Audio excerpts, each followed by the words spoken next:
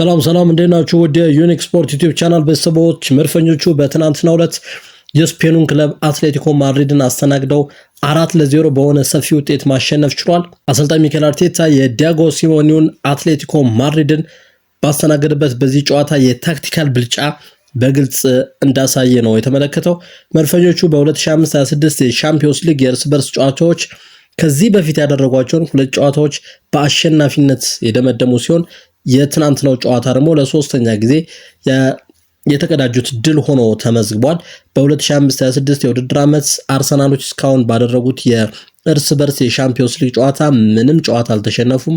ሙሉ ሶስቱን ጨዋታዎች በአሸናፊነት ነው የደመደሙት። በውድድሩ መሰረትም 9 ነጥብ መሰብሰብ ችለዋል መድፈኞቹ። በክረምቱ የዝውውር መስኮት ቢዚ ሆነው ያሳለፉት መድፈኞቹ በርካታ ተጫዋቾችን ማስፈረም ችለዋል።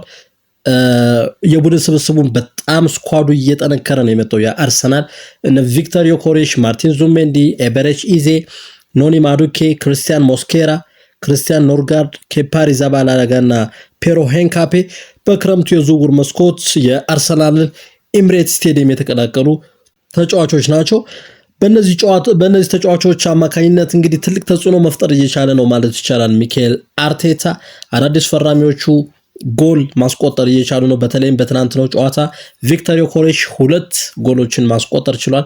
ድንቅ ጎሎች ናቸው።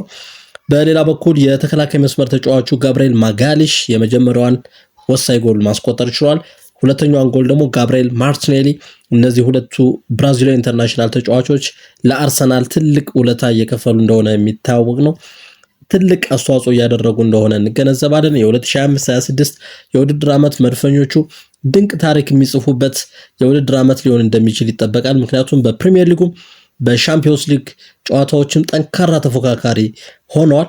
ፕሪሚየር ሊጉ ላይ ስንመለከት ከተከታያቸው ሊቨርፑል በ4 ነጥብ ልዩነታቸውን በማስፋት እየመሩት ሲሆን ፊት አውራሪ በመሆን በሻምፒዮንስ ሊግ ደግሞ እስካሁን ያደረጓቸውን 3 የሻምፒዮንስ ሊግ ጨዋታዎች ያለመሸነፍ እየገሰገሱ ነው።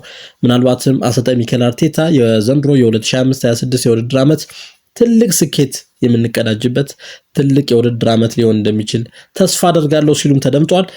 አርቴታ ጥሩ አጀማመር ነው ያሳየው። በፕሪሚየር ሊጉም ሆነ በሻምፒዮንስ ሊግ ውድድሩ ከባየር ሊቨርኩሰን የተዘዋወረው ከባየር ሊቨርኩሰን ለአርሰናል የፈረመው ፔሮ ሄንካፔ የቡንደስሊጋውን ዋንጫ ከዣቪ አሎንሶ ጋር በ2023-24 የውድድር ዓመት እንዳሳካ ይታወሳል። ይህ ኢኳዶሪያዊ ኢንተርናሽናል ለመድፈኞቹ ከፈረመ ወዲህ በጉዳት ምክንያት ጨዋታዎች ላይ መሰለፍ አልቻለም። መድፈኞቹ ከአትሌቲክ ክለብ ጋር ባደረጉት የሻምፒዮንስ ሊግ ጨዋታ ተቀይሮ ገብቶ ለ1 ደቂቃ ብቻ መድፈኞቹን ወክሎ መጫወት የቻለበትን እንቅስቃሴ ማድረግ ችሏል። በትናንትናው ዕለት ይሰለፋል ተብሎ የተገመተ ቢሆንም ጨዋታው ላይ ሳይደርስና ሳይሰለፍ ነው የቀረው። ነገር ግን የቡድን ስብስቡን ስናይ ፔሮ ሄንካፔ ገና ታዳጊ ተጫዋች ነው። በደንብ ቡድኑን ማገልገል እንደሚችል ተስፋ ተጥሎበታል። የመድፈኞቹ ተከላካይ ጠንካራ ሆኖ ነው ያመሸው። በትናንትናው ዕለት አይደፈር ይሆናል። እነ ጋብሪኤል ማጋሊሽ፣ ዊሊያም ሳሊባ ምርጥ የኋላ ተከላካዮች በጣም ዝግ አድርገው ነበር የያዙት የአርሰናልን የተከላካይ ቦታ። በተመሳሳይ ሊዩስ ስኬሊ ከተቀያሪ ወንበር ገብቶ በትናንትናው ጨዋታ ያሳየው ድንቅ ብቃት ግሩም የተሰኘ ነበር። አርሰናል ጨዋታዎችን የማሸነፍ አቅሙ በዚህ ሁኔታ የሚቀጥል ከሆነ የዋንጫ ቡድን የማይሆንበት ምንም ምክንያት የለም የሚሉ ትንተናዎች እየተሰጡ ነው። ምክንያቱም ባሳለፍነው ሳምንት በቅዳሜ ዕለት ከፉልሃም ጋር ያደረገውን ጨዋታ ከሜዳው ውጭ 1-0 አሸንፎ ነው የመጣው አርሰናል። ይሄ ትልቅ ስኬት ነው። በትናንትናው ዕለት ደግሞ በኤምሬትስ ስቴዲየም ያደረገውን ጨዋታ 4-0 በሆነ ሰፊ ውጤት ማሸነፍ ችሏል መድፈኞቹ። አርቴታ ኮቺንግ ስታፍ ጠንካራ መሆኑ ታይቷል። በተለይም የቀድሞ የማንቸስተር ዩናይትድ እና የሪያል ማድሪድ የኮቺንግ ስታፍ አባል ጋብሪኤል ሄንዝ የአርሰናልን አሰልጣኞች ቡድን መቀላቀሉ በቡድኑ ውስጥ ትልቅ ምርታ እንዲታይ ትልቅ ምክንያት ሆኗል ነው እየተባለ ያለው። ሚኬል አርቴታ ጋብሪኤል ሄንዝ የመድፈኞቹን ቤት መቀላቀሉ ትልቅ ለውጥ እንድናመጣ ረድቶናል ሲል ተናግሯል። ጋብሪኤል ሄንዝ በተጫዋቾች የሚወደድ ነው፣ የማሸነፍ ፍላጎታቸውን ጨምሯል ሲል ነው ያከለው ሚኬል አርቴታ። ጋብሪኤል ሄንዝ በሚሰጠው ምክር በሚሰጠው የማሰልጠን እንቅስቃሴ ውስጥ ተጫዋቾች የማሸነፍ ፍላጎታቸው ከፍ እንዲል ትልቅ አስተዋጽኦ ያደረገ የኮቺንግ ስታፍ አባል ነው ሲል መስክሮለታል ዋና አሰልጣኝ ሚኬል አርቴታ። የተጫዋቾችን አቅም ማሳደግም ችሏል። ጋብሪኤል ሄንዝ ተጫዋቾች ያላቸውን እምቅ ኢነርጂ እምቅ ፓወር አውጥተው ለቡድኑ ለስብስቡ አስተዋጽኦ እንዲያደርጉ ለአርሰናል ደጋፊዎች ደስታ እንዲያጎናጽፉ አቅማቸውን እንዲያወጡ ማድረግ ችሏል ሲል ነው ያከለው። ኤክስትራ ኦርዲነሪ ሲል ነው የገለጸው እንግዲህ ሚኬል አርቴታ።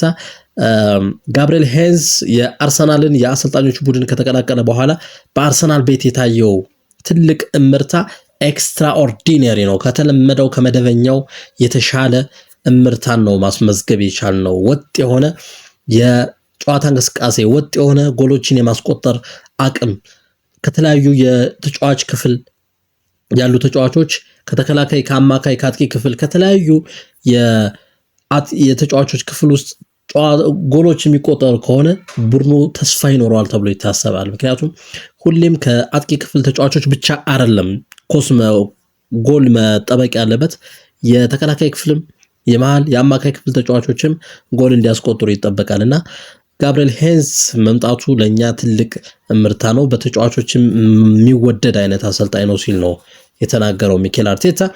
የመሃል ተከላካዩ ዊሊያም ሳሊባ ኃላፊነት ወስዶ የትናንትናውን ጨዋታ ከማድረጋቸው በፊት አትሌቲኮ ማድሪድን አጫወትና የመልሶ ማጥቃት እንቅስቃሴዎች በጥልቅ እንዳጠና ነው የተጠቆመው። በራሱ ፍላጎት ነው፣ አርቴታ ይህን እንዲያደርግ አላዘዘውም ነው የተባለው። ይህ ደግሞ መሆኑ በተጫዋቾች መሃል ምን ያህል ዋንጫዎችን ለማሳካት ጨዋታዎችን አሸናፊ ሆነው ለማጠናቀቅ ምን ያህል ጥልቅ የሆነ ፍላጎት እንዳለው ነው የምንመለከተው። እያንዳንዱ ተጫዋች ኃላፊነት ወስዶ ጨዋታዎችን ለማሸነፍና ሙሉ 3 ነጥብ ይዞ ለመውጣት የሚያደርገው የግል ዝግጅት ቀላል የሚባል ቦታ የሚሰጠው እንዳልሆነ እንመለከታለን። ስለ አርሰናል ቡድን ስኬቶች የተጠየቀው ሚኬል አርቴታ መሻሻል፣ ከዚህም በላይ መሻሻል ይኖርብናል፣ ሁሌም ድክመት እንዳለብን ነው የምናስበው። ምክንያቱም በእያንዳንዱ ጨዋታዎች አዳዲስ ቻሌንጆች ነው የሚገጥሙን። ስለዚህ እነዛን ቻሌንጆች እየተወጣን ሙሉ 3 ነጥብ ይዘን መውጣት የምንችል አይነት ወጥ የሆነ ፐርፎርማንስ ማስመዝገብ ይኖርብናል ሲል ነው የተናገረው አሰልጣኝ ሚኬል አርቴታ። መሻሻላችን ከዚህም በላይ ሊቀጥል ይገባል ሲል ነው የተናገረው። ለደጋፊዎች ከዚህም በላይ ይገባቸዋል። የአርሰናል ደጋፊዎች ለበርካታ ዓመታት ከዋንጫ ርቀው የቆዩ ደጋፊዎች ናቸው። በተለይም የሻምፒዮንስ ሊግ ዋንጫ አንስቶ አያውቅም አርሰናል። የፕሪሚየር ሊግን ዋንጫ ደግሞ ካሳካ በርካታ ዓመታት ተቆጥረዋል። ስለዚህ ደጋፊዎችን መካስ ያለብን ትክክለኛው ሰዓት ላይ ነው ያለ ነው ሲል ነው አሰልጣኝ ሚኬል አርቴታ የተናገረው። ሲስተም ነው እየዘረጋን ያለ ነው። በዚህ ሲስተም ውስጥ ጠንካራ ተጫዋቾችን ይዘን እንቀጥላለን። እንዲሁም ስኳዱ ስብስብ ውስጥ ያሉ ተጫዋቾችን እየቀያየር እንጠቀማለን ሲል ነው ያከለው አሰልጣኝ ሚኬል አርቴታ። ወጥ የሆነ ፐርፎርማንስ ማሳየት እንዳለባቸው ነው የተጠቆመው። ለተጫዋቾች ልዩ ትኩረት መስጠት፣ ልምምዶችን ሜዳ ላይ በደንብ መተግበር ያስፈልጋል። በተለይም ልምምድ ሜዳ ላይ የምናያቸውን እያንዳንዱ ቴክኒካል የሆኑና ታክቲካል የሆኑ የጨዋታ እንቅስቃሴዎች ወደ ሜዳ ማምጣት ያስፈልጋል። በዛ መንገድ ነው ቡድኑ በቀላሉ መቀየር የምንችለው ሲል ነው የተናገረው አሰልጣኝ ሚኬል አርቴታ። መድፈኞቹ ቅዳሜ በሜዳቸው ክሪስታል ፓላስን ያስተናግዳሉ። በዚህ ጨዋታ የአርቴታ ልጆች ምን ያህል ወጥ ኮንሲስተንት የሆነ አቅም እንዳላቸው የሚያሳዩበት እንደሚሆን ነው የሚጠበቀው። አርቴታ ልጆች ተደራራቢ ጨዋታዎችን በብቃት የሚወጡበት አቅም የሚለካበት ጨዋታ እንደሚሆን ነው የሚጠበቀው። ክሪስታል ፓላስ በ2025/26 የውድድር ዓመት ጠንካራ እንቅስቃሴ እያሳየ ካሉ የፕሪሚየር ሊግ ክለቦች መካከል አንዱ ነው። ኤበሬች ኢዜ ከክሪስታል ፓላስ የመድፈኞቹን ኤምሬትስ ስቴዲየም የተቀላቀለ ተጫዋች እንደሆነ ይታወሳል። ስለዚህ ኤበሬች ኢዜ የቀድሞውን የፕሪሚየር ሊግ ክለቡን ነው የሚገጥመው። እንግዲህ በዚህ ጨዋታ አርሰናል ክሪስታል ፓላስን በማስተናገድ በሰፊ የጎል ልዩነት እንደሚያሸንፍ ይጠበቃል። የ2025/26 የፕሪሚየር ሊግ ዋንጫን ለማሳካት ከፍተኛ ግምት ያላቸው መድፈኞቹ ከተከታያቸው ሊቨርፑል በ4 ነጥብ ተሽለው መገኘታቸው፣ እንደዚሁም ከማንቸስተር ሲቲ፣ ከማንቸስተር ዩናይትድ እና ከቼልሲ ጋር ያላቸው የጨዋታ እንቅስቃሴ ሲመዘን ጥሩ የሚባሉ ስብስብ መሆናቸው የ2025/26 የውድድር ዓመትን ዋንጫ በግላቸው ማድረግ የሚችሉበትን ማሳካት የሚችሉበትን ድንቅ ጊዜ ሊያሳልፉ እንደሚችሉ ነው የሚጠበቀው። የ2025/26 የሻምፒዮንስ ሊግ ዋንጫን የማሳካት ከፍተኛ ግምትም ተሰጥቷቸዋል። ዘንድሮ ብቻ አይደለም አምናም በ2024/25 የውድድር ዓመት ለ15 ጊዜ የሻምፒዮንስ ሊጉን ዋንጫ ያሳካውን ሪያል ማድሪድን በሩብ ፍጻሜ በተደረገ ጨዋታ አሸንፎ ነው እንግዲህ አርሰናሎች ወደ ግማሽ ፍጻሜ ማለፍ የቻሉት እና በተመሳሳይ የ2025/26 የውድድር ዓመትን በዚህ ዓመት ጠንካራ ተፎካካሪና ዋንጫ ማንሳት የሚችል ስብስብ እንደገነባ አሰልጣኝ ሚኬል አርቴታ በጨዋታ እንቅስቃሴዎቹ መመልከት ይቻላል። በትናንትናው ጨዋታ የአትሌቲኮ ማድሪዱ አሰልጣኝ ዲያጎ ሲሞኒ ጨዋታውን መቆጣጠር አቅቶት እንደነበረም እንደዚሁ ማስተዋል ይቻላል። ሙሉ ብልጫ ነበራቸው መድፈኞቹ በአትሌቲኮ ማድሪድ ተጫዋቾች የተሻለ ብልጫ ማሳየት ችሏል። የአርሰናል የዋንጫ ጥም የሚታገስበት የውድድር ዓመት እንደሚሆን ነው እንግዲህ የሚጠበቀው። የአርሰናል ደጋፊዎች ለበርካታ ዓመታት ዋንጫ ይናፍቃሉ። ይህን በአውሮፓ መድረክ መንገስ ይፈልጋሉ። ዋንጫዎችን ማሳካት የግላቸው ማድረግ ይፈልጋሉ የመድፈኞቹ ደጋፊዎች። ይህን እንግዲህ የበርካታ ዓመታት ቅዳቸውና ፍላጎታቸውን የሚያሳኩበት የውድድር ዓመት እንደሚሆን ነው የሚጠበቀው። በትናንትናው ጨዋታ ደምቆ ያመሹት ቪክተር ዮኮሬሽ፣ ጋብሪኤል ማርቲኔሊ እና ጋብሪኤል ማጋሊሽ ግሩም ነበሩ። ከነሱ ባሻገር ቡካዮ ሳካ፣ ዲክላን ራይስ የነበራቸው እንቅስቃሴ ግሩም ነበር።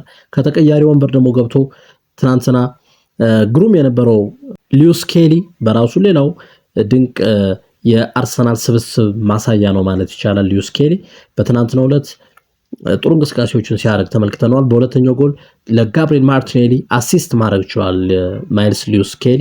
እንደዚህ አይነት እንግዲህ ከተቀያሪ ወንበርም እየመጡ ትልቅ ተጽዕኖ መፍጠር የሚችሉ ተጫዋቾችን መሰብሰብ ከተቻለ ትልቅ ለውጥ ሊመጣ እንደሚችል ነው የሚጠበቀው። ክቡራትና ክቡራን ውድ የዩኒክ ስፖርት ዩቲዩብ ቻናል ቤተሰቦች ዩኒክ ስፖርት ዩቲዩብ ቻናል ላይክ፣ ሼር፣ ሰብስክራይብ በማድረግ አብራችሁን ስላላችሁ ከልብ እናመሰግናለን። በያላችሁበት መልካም ጊዜ ይሆንላችሁ።